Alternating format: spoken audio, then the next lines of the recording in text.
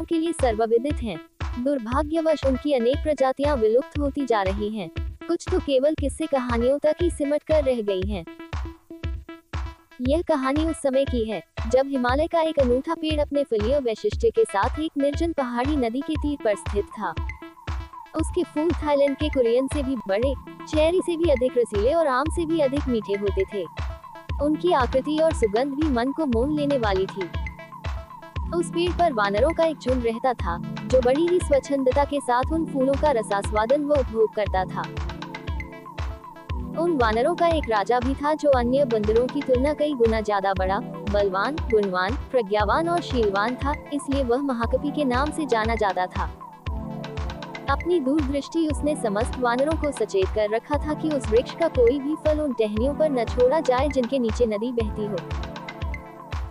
उसके अनुगामी वानरों ने भी उसकी बातों को पूरा महत्व दिया, क्योंकि अगर कोई फल नदी में गिरकर और बहकर मनुष्य को प्राप्त होता तो उसका परिणाम वानरों के लिए अत्यंत भयंकर होता।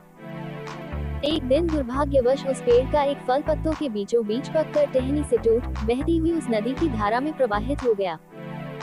उन्हीं दिनों उस देश का राजा अपनी औरतों, दास दासियों तथा के साथ उसी नदी की तीर पर विहार कर रहा था।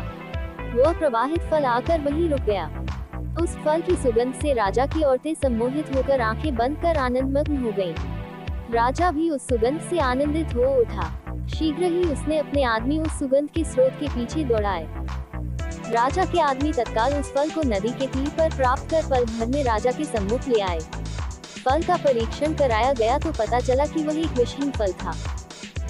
राजा ने जब उस फल का रसास्वादन किया तो उसके हृदय में वैसे फलों तथा उसके वृक्ष को प्राप्त करने की तीव्र लालसा जगी। क्षण भर में सिपाहियों ने वैसे फलों पेड़ को भी ढूंढ लिया, किंतु वानरों की उपस्थिति उन्हें वहां रास नहीं आई। तत्काल उन्होंने तीरों से वानरों को मारना प्रारंभ कर दिया।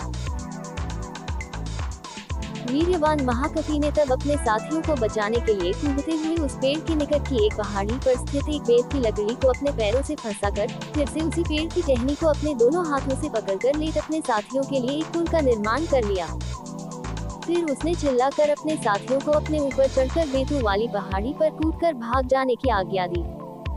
इस प्रकार महाकपि के बुद्धि कौशल से सारे वानर दूसरी तरफ की पहाड़ी पर कूदकर भाग गए। राजा ने महाकपि के त्याग को बड़े गौर से देखा और सराहा। उसने अपने आदमियों को महाकपि को जिंदा पकड़ लाने की आज्ञा दी। उस समय महाकपि की हालत अत्यंत गंभीर थी। साथ ही वानरों द्वारा कुचल जाने के कारण उसका सारा शरीर विदीर्ण हो उठा था।